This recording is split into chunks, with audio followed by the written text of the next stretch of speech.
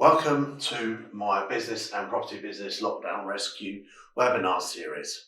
I'm here to help you. And in today's webinar, I'm interviewing Joshua Jackson. He is a RIC surveyor. He is an estate agent of 10 years. He is also an investor developer. Great combination.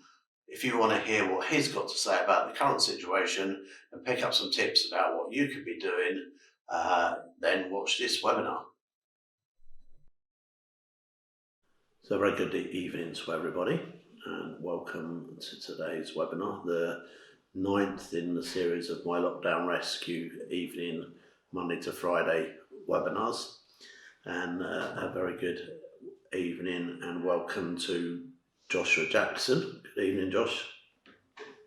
Evening. Hi there, Dan. Hi there, everybody. I hope you're all surviving lockdown.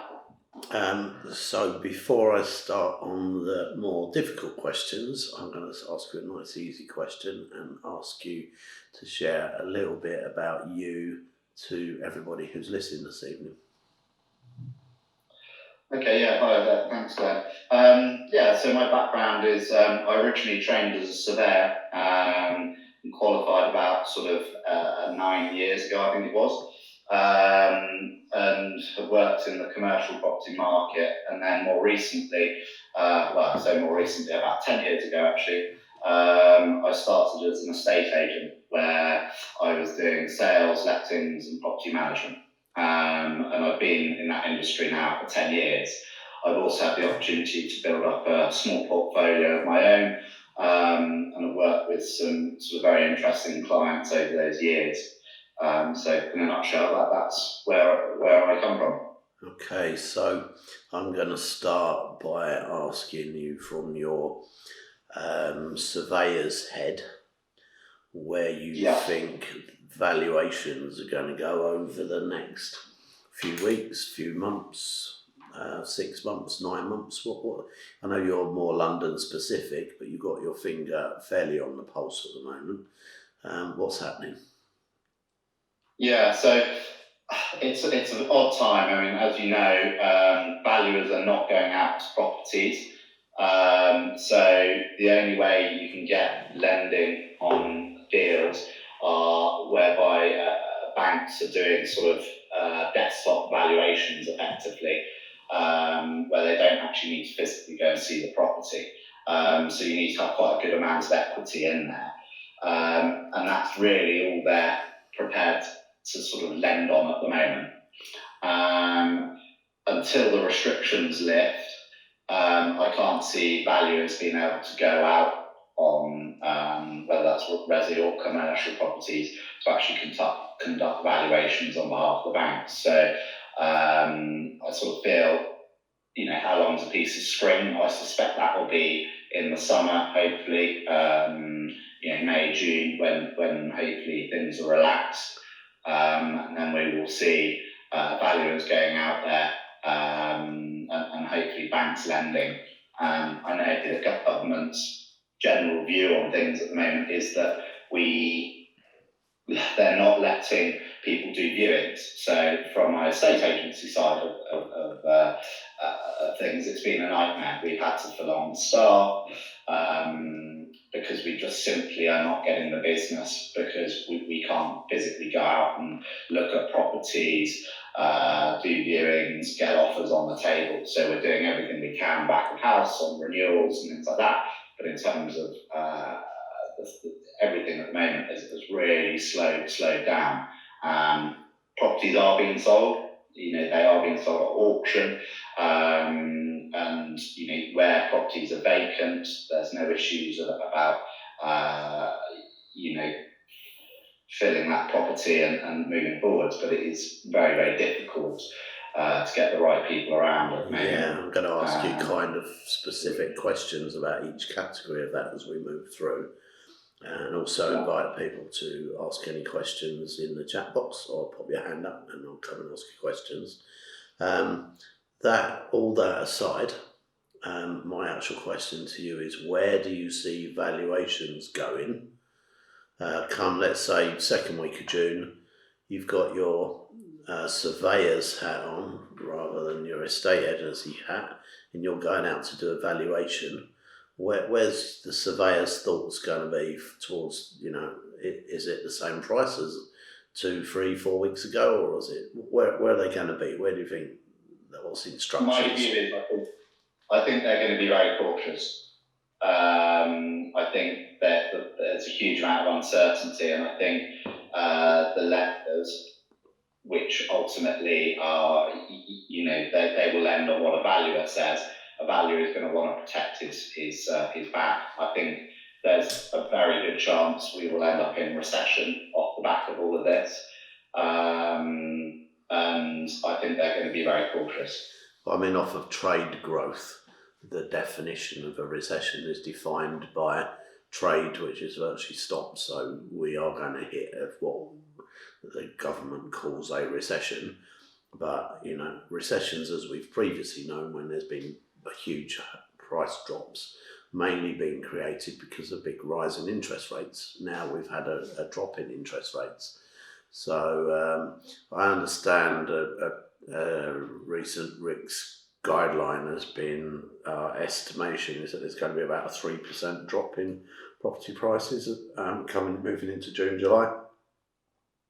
Yeah, I mean, I think, and I'm normally an optimist, I actually think that will be a bit less, because I think a lot of, certainly that might be what people are prepared to pay for the properties, but I think the surveyors, will want to protect themselves.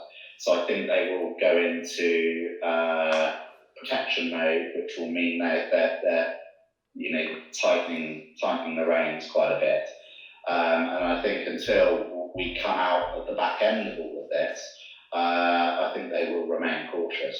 Yeah, I mean, my interpretation of that, as surveyor has, for property probably worth 100 grand, surveyor could value it 110, or they could value it at 90, based on where they feel things are going. That's about how it works, isn't it? That 10% leeway. Yeah. What a valuer will never do, though, is, very few valuers I'm aware of is overvalue. So if you buy a property at 100 grand, they won't, and you're telling them it's worth 100 grand, they're not going to say it's worth 110. No, but if you pushed for 100, if you pushed for 110, you might end up getting 110 in a better market. But right now, if you're buying it for 100, potentially they could downvalue it to 90 because that's within their 10% leeway. Yeah. Different lenders and different companies will have their own guidance internally about what level of exposure they want to go on. Okay. But I think that there's definitely going to be caution, unfortunately. Okay. I think they will lend. I absolutely think they'll lend. Yeah, of course. I think so. And the banks will probably doing a bit more due diligence than maybe they might have done previously. Yeah, I mean they are. They also instruct surveyors, don't they, in different markets to be optimistic or please value cautiously. Yeah. So as an estate agent, mainly based in London, since we've actually come out of Europe recently, and I'm digressing slightly on tonight's theme, but what happened to the market since Brexit came back in London? Yeah, so it was very optimistic actually. There was an increased level of transactions. Obviously we were just coming into Christmas, which is typically a slower time of year, but certainly when you followed the auction market and things like that, there was a lot of energy in January and beginning of February, which sort of suggested that we might be gearing up for a bit of an acceleration, certainly in the short term, until we get back round to next year when we're meant to be out. So there was a lot of optimism, and then obviously since all of this COVID-19's kicked in, the brakes have been put on. So it was 3 steps forward and 2 back, or 2 steps forward and 3 back? I think it's probably been 2 steps forwards, 2 steps back. Okay. And yeah, I think that the thing that I've never seen before, and I don't think anybody's ever seen before, is just the situation that we're in, where that there is lockdown, we cannot do anything. Whether that's as an estate agency, or whether that's as a surveyor, or whether that's as a as a restaurant, and who knows where it'll end up being. But one thing I do think is that there will be some serious opportunities out there where businesses and people, unfortunately, are less fortunate. And I think there's the opportunity for those who position themselves correctly to really sort of flourish. Yeah, definitely. Putting now your estate agent hat on, do you think that people that are in lockdown are going to be thinking, provided they're financially okay, God, I hate this house, I've been stuck in here for however many weeks, I want to move? I think there will be certainly an element of that for sure. I think people will really work out whether their house works for them or doesn't. And I think there may well be people who realise that it's not fit for purpose. Certainly, as I feel, because of where we're at, we're all doing these webinars, we're all doing Zoom calls and Skype and all of this. I think the way a lot of businesses operate will be a lot more flexible off the back of this. So people will be able to work from home more often. And as a result, there will be a need for offices and things like that. And people may well look to move, to get that facility. Yeah. Now, I've been speaking to a couple of other agents, and they've actually had people who own the property that they want to put on the market go around and do like a home video of it and then market it off the home video. Yeah, there is elements of that happening. We've struggled a bit with that on the basis, certainly and this is heavily relying on obviously technology and recording in a full way. And I think it's great for a first viewing and sort of getting it out there in the market. But I am very reluctant, and I would be very reluctant to market a property, get an offer made by somebody who's actually never physically gone to see the property. I think they potentially could get into a wealth of legal issues if they buy a property and it's not as, they feel it's different from as described sort of thing. And I think I would be very, very reluctant without physically showing somebody a property to actually transact on that. Yeah, for definite. I mean, I know what estate agents are like when it comes to pictures. When you can see through pictures, the code word is, for me, if there's no pictures, it's really bad.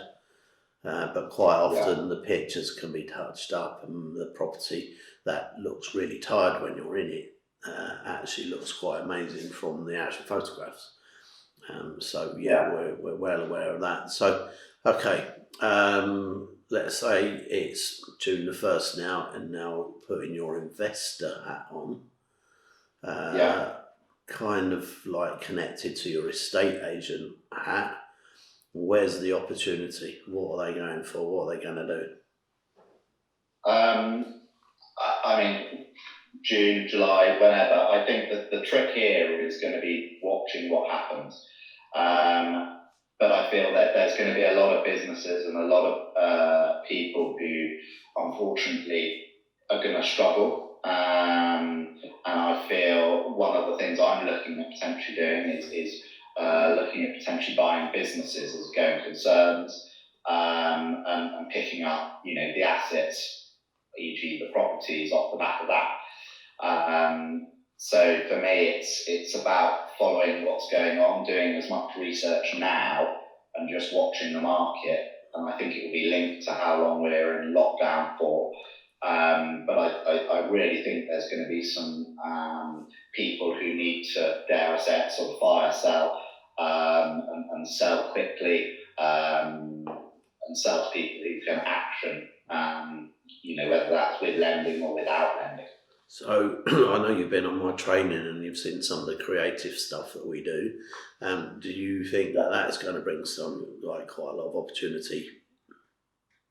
Yeah, definitely. There's different. I think if you can offer certainly people who are in financial struggles, if you can offer them a solution, whether that's taking over their mortgage and renting it to them with an option agreement to be able to purchase it in the future, I think anything like that is going to be, previously where people might have ruled it out, I think they're going to be, very interested in at least having a conversation about that. Cool. Going back to empty properties at the moment, have you been doing or allowing people to go and view empty properties? As an office, we haven't. We are open-minded to that, but at the moment we've got very few properties that are empty. The properties that have come empty or are empty all need work. No, that's not me. All the properties that are empty need need work, so we need to get contractors in. That brings in another level of complexity and things like that. And I think speaking to a lot of our landlords, they're prepared to sort of wait it out. But we're in a different market and a different place to other agencies in other parts of the country. So would you say, your position in London, you're fairly high end or middle end in London? High to middle end. Typically one beds sort of sell for 400,000+ up to 700, and it goes up from there. So certainly not the cheapest place in the world, and as a result, a lot of the investors and people who hold properties, are fairly affluent, so they can probably cover a little bit more of a loss and take a hit than a lot of people. But conversely, I think what will happen is those landlords who will say a lot sort of accidental landlords, I think will cover the cost at the moment, but when the market moves forwards, they will be exiting the market, and I think they will be prime candidates for being able to pick up sort of opportunities with them. Okay. What sort of inquiries are you getting at the moment? Are you getting phone calls or no phone calls? A handful of inquiries, and we're finding we do a lot of rental stuff as well. We're finding that people are inquiring, but they can't really action anything. And most tenants are, even if their tenancy comes to an end, they're going on to a rolling contract until they're in a position to sort of before the market sort of opens up a bit. So we are getting people interested, but there's only so much we can do remotely, and until we can sort of stretch our legs. I don't think many things that weren't already agreed and moving forwards will get completely tied up. No. Okay. So as an estate agent, how are you earning commissions at the moment, or is that just totally dead?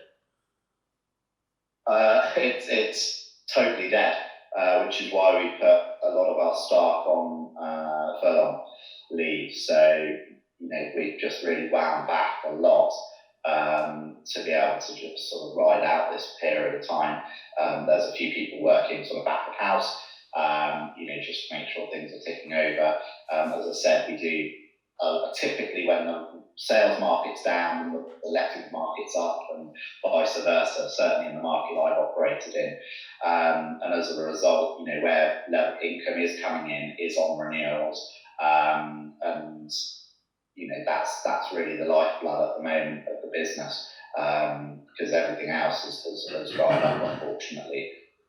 So we're in protection mode as a company. Cool. Okay. Well, like everybody, you've got an opportunity to ask somebody who's very experienced in the London market, either to put his surveyor hat on, his estate agency hat on, or his investor hat on. And please feel free to type and ask any questions, or pop your hand up so I can ask Joshua the questions that you are typing in the box. Surely there are some things that you would like to know from Joshua. Joshua, in the meanwhile, you as an investor, what are you going to do straight after lockdown? I know you mentioned about potentially buying a business, but other than buying businesses, what are you going to do property-wise? Yeah, I mean, it's one of several different routes I'm looking at. I was actually bidding on stuff at auction pre everything, as it were, and that's definitely going to be a place. I think there could be some opportunities. It was beginning to run away a little bit at auctions, but I think when we come out the back of it, there will be people who need to sell quickly.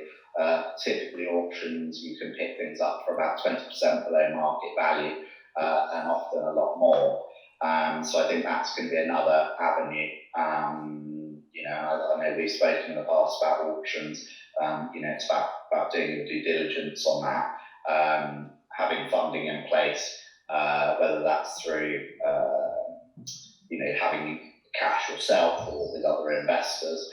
As I say, I think the lending market's going to be interesting.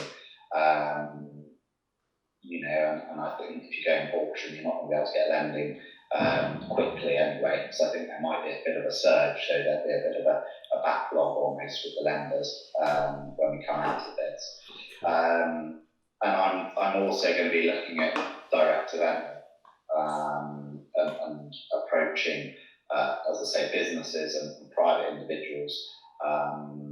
Just to see if there's opportunities there. They're probably my three main routes, I feel. And how do you go direct to vendor? What marketing media do you use?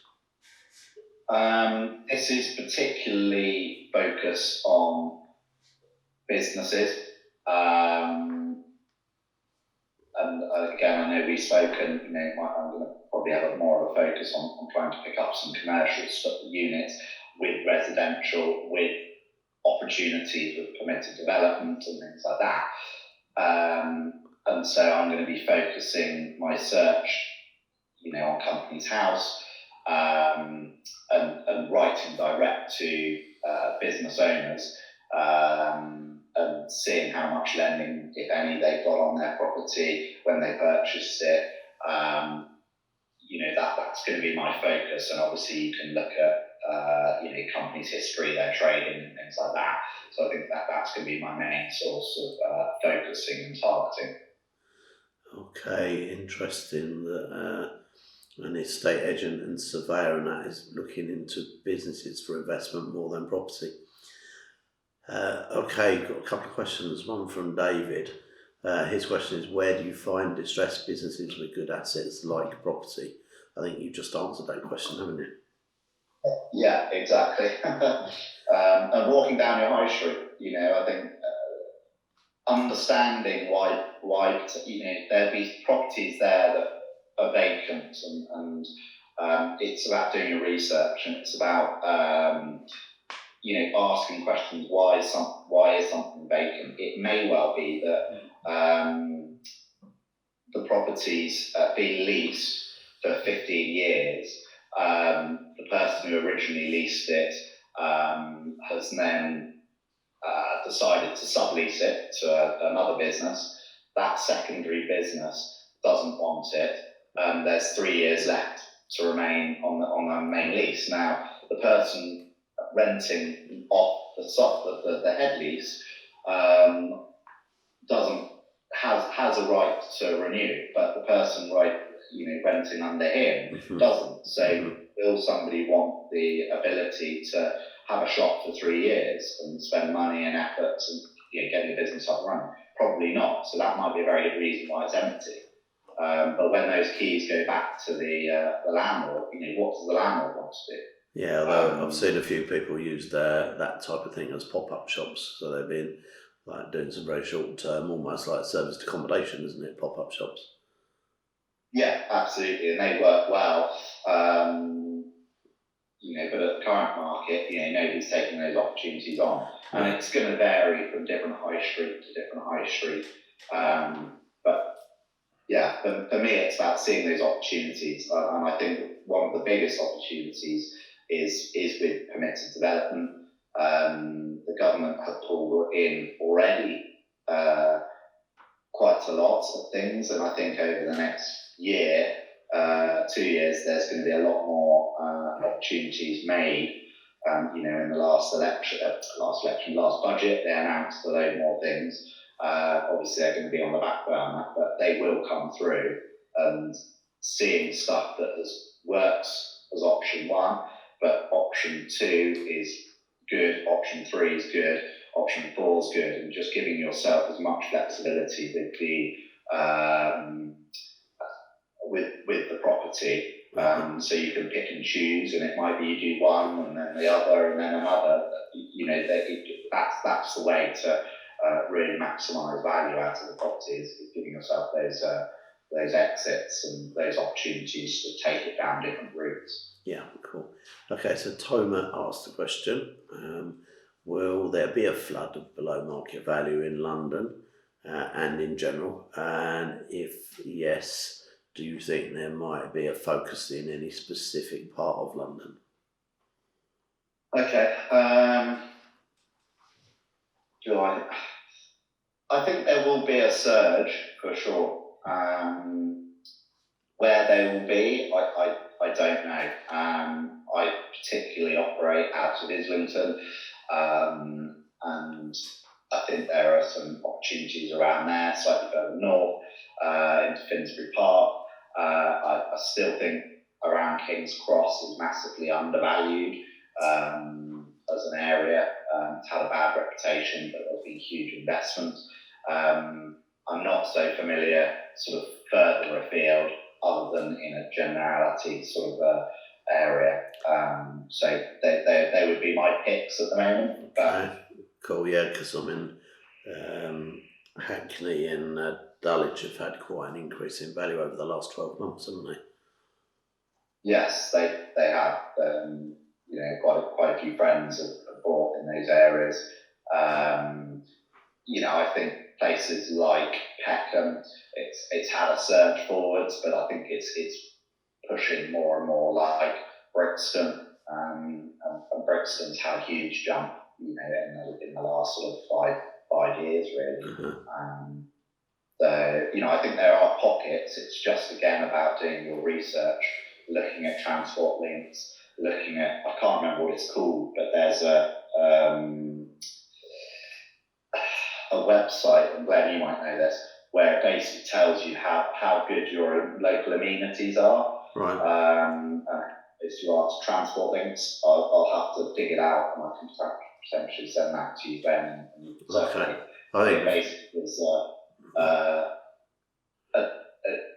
how close you are to the tube, bus, train, shops and things like that, and it gives it a rating, and that potentially look at property values in relation to that. You may find some areas that are perhaps at the moment undervalued and will get picked up in future, to buy in, because they've got all of the sort of main tick boxes. Yeah, I know one person who his buying criteria is he only buys things that are within 100 metres of a Costa Coffee. Because he likes their model. That's exactly the sort of thing to do. We are all, even you, Glenn, we're all individuals, trying to make this work, whereas people like Costa, Starbucks, or whoever it might be, Waitrose, they spend a huge amount of money doing their research as to where they want to put their stores and outlets. So why not jump on the bandwagon of them doing the research and you sitting on their coat? That was his explanation to me, that his research turned out to be pretty similar to what Costa Coffee's was, so he just went where there was a Costa Coffee. Okay, so 12 months' time. Okay, so it's now March, April 2021. Where are we compared to now? I think we're going to be in a really good position. I still think there'll be a lot of people who are licking their wounds off the back of this, but I think they will begin to, see the green shoots of recovery, and I think the general public will begin to have a lot more confidence in the market, and I feel there will begin to be a surge, from then onwards. Provided that is, depending on what happens with Brexit and actually whether or not, again, it's delayed because of all of this. And I think there will be, issues around that. Because I don't think we're going to end up leaving. End up being delayed even further. Okay, look, my prediction I've been making for the last couple of weeks is that we're going to see a small drop. Some opportunities, especially where people are in awkward situations. Speaking last night, referenced potentially there's going to be quite a lot of divorce scenarios that are going to create an opportunity. But from a 3 month to 6 month window, I reckon come 12 months, 9 months time, come around Christmas time, I think we're going to have a coronavirus baby boom. So that might change people's move. They might need to move. But yeah, I mean, I just see a 3 to 6 window of opportunity, and come 6 months, I think it'll all be back to where it was before this happened. What do you think? Yeah, I think it might be longer than 6 months, but I think the real opportunities will be within the next 3 to probably 9 months, in my view. Yeah. And that's the win. Then other people are going to be jumping on board. But I think it's about, at this moment in time, which is, as an estate agent, not jumping the gun, keeping your powder dry, but then making sure you're making the most of this time at the moment to be able to jump on the right deals that come up and are clearly have an opportunity and an angle on them that either somebody's missed or just the sheer fact that the vendor needs money. Yeah, I'm pretty sure that the delayed completion opportunities are going to be huge if you know how to apply them and use it properly. Prakash has asked questions: how accurate will desktop valuations be when extensions in the loft or the rear added to an existing large semi-detached property in London? What valuation formula do you apply when there are a few comparisons in the area? Okay. Well, I'm very much in higher value areas of London, particularly. It's all about the square footage, as long as the layout's sensible. Where you're the expert, Joshua, where do you see it? Yeah, I mean, but first and foremost, the lenders will look at direct comparables. If they're not in the immediate area, they will look at similar areas that might be further afield. And yes, I think square footage, there is a route around, applying that and going forwards, and then taking a percentage off for the fact it might be a needs and not all usable and that sort of thing. I suppose my question to that would be, I think unless you've already done the work, I don't know how, whether you're going to be able to you get planning, but then actually how you're actually going to be able to do the works and bring it around within a time frame that we're not already then back to normal. So unless it's sort of near completion, I think by the time you actually complete works, it will be back to normal. Yeah, that's my opinion, that anything that's going to take 9 to 12 months by the time we've got it on the market, it's going to be back to the normal market. Yeah, but I think the lenders will then be doing they will be going out to lend on properties probably within the next 3 months, or certainly towards the end of the 3-month period, subject to what happens. But that's all very much down to the surveyor's opinion, isn't it? Not the lenders take the surveyor's opinion, they don't really have one of their own. Yeah, exactly, yeah. So the lenders operate off the back of the surveyor, but as soon as they're able to go out to properties again, when restrictions are lifted, then we're back to normal about how they value properties. Yeah. But doing desktop research is key, and it will get you so far. But lenders typically, if they're going to do a desktop valuation, a surveyor doing a desktop valuation on behalf of the lender, they will want at least 40% equity, if not more, like 50. For desktops, for definite. Yeah. Okay, all right. So I've got no more questions that anybody's typed in here to ask you. I can't see anybody that's put their hand up to ask any questions. So what would be your tip for people over the next few months? What would you be telling them to do? My advice is make the most of this opportunity by doing your due diligence, doing all the legwork that you can, from your computer at home, and talking. There are still businesses operating, albeit remotely. So picking up the phone, trying to build relationships with, estate agents, those who are still operating. On the commercial side, picking up the phones to surveying practices, because they're typically how commercial buildings are sold, and just trying to get a really good idea of the area you want to concentrate in, the type of property you want to concentrate in, whether it's commercial, whether it's specifically retail, or whether office, or whether it's residential. Is it HMO? Is it one-bed flats? Is it looking at mixed development opportunities? Make the most of this time to sort of refine that. So when we are able to move forwards and there are opportunities, you can just pull the trigger and run, because that's keeping your powder dry and making sure you know what it is you're going to hit. It's going to be key to making some real cash.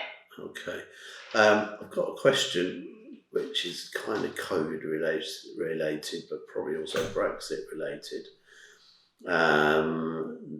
You're on the money where you are in Islington. EU people, are they moving out of the UK, or are they staying in the UK? What's been the trend? Yeah, for me, I'm not aware of that many people who've left London. I think it's going to be different for different parts of the country. But the people who are based here are still based here. Obviously, you don't deal in HMOs, and I think when Brexit was announced, the biggest part of the market that was affected was that there were the lower level people, income group, who live in HMO rooms, were the ones that moved when Brexit was first announced to other countries. Yeah, I mean, what we have seen as an agency is people who've been made redundant, and this is obviously before the government announced its measures, and who were from Europe, just upped and left. obviously that was renting, a lot of people in rental businesses and things like that, properties. But I think that surge has gone now because the government are giving more support to businesses to be able to keep staff on, things like that. And until we know the deal effectively, and how bigger business, e.g. banks, solicitors firms, accountancies and things like that, decide to keep their operations in London or maybe shift them to Paris or wherever, until we know how they're going to operate, I don't think people are just going to up sticks and leave. I think they will remain. But again, that's from a higher level and higher earning sort of stance point than the level kind of thing. Okay, all right. Well, look, Joshua, thank you very much for joining us this evening and sharing your take. I'm sure that everybody has learned a few little bits and pieces from there and had a few little nuggets. So thank you very much for joining us. For everyone else's perspective, I am still doing a webinar tomorrow, Good Friday, where I'm going to be interviewing our Ajit Kundi, our kind of mortgage broker, because he's got some updates that have been happening during the week to let people know exactly what's going on there. And so that's all good. Justin, I'm aware, and we'll call in a while. And yes, and then on Tuesday, I've actually talking to a solicitor and asking how they're dealing with stuff at the moment. So we've got a few good speakers lined up for you, a few good people to ask questions of next week. So keep on booking in. Thank you for joining us this evening. Have a great bank holiday weekend, even though I'll speak to some of you tomorrow evening. But most of all, stay